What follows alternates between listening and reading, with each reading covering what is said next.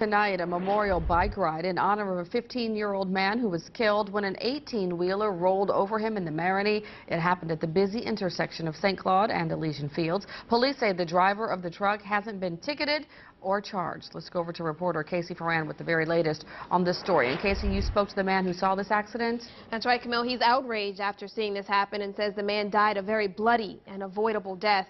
And as the bike rider himself, he wants other bikers and drivers to be more aware of their surroundings. It's a message that some bike riders are already taking to heart today.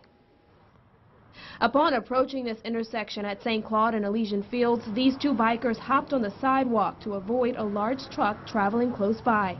Maybe a superstition, but I said I don't want to be anywhere near a semi turning right over there. It's just because of what happened. They're hyper aware after a crash took the life of 52-year-old Philip Wayne Geek. The biker was crushed Thursday by an 18-wheeler that was making a right-hand turn onto Elysian Fields. It makes me a little bit scared to be on the road.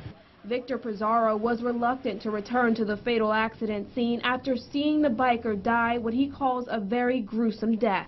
And as I looked at the man laying there, most of his insides were outside of him. He died a really violent and bloody, avoidable death.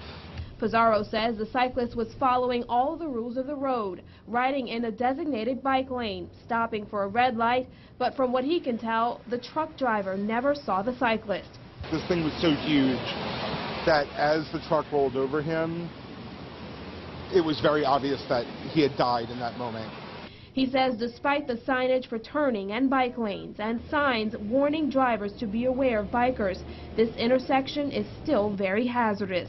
There needs to be signage, there needs to be awareness, there needs to be campaigns about education and bicycle safety, and motorists need to be more observant of bicyclists.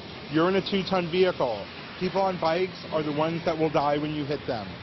Charlie Thomas, an attorney with Bike Law, says there isn't much more that could be done to secure bikers at this busy intersection. There are bike lanes already. There are share the road signs, and really the city and the mayor's office has designated this lane of travel and this stretch of St. Claude to be a bicycle-friendly avenue. He says it's a matter of bikers and drivers being more vigilant and aware of their surroundings. And Thomas also encourages drivers to take an extra look for possible bikers or pedestrians before making those turns. He adds bicyclists should also ride like you're invisible to drivers and look for any other possible obstructions. Camille. All right, Casey, and police say this crash is still being investigated. According to state law, bike riders have all the same rights and duties on the road as drivers. And when passing a bicyclist, drivers should use care and provide at least 3 feet between them.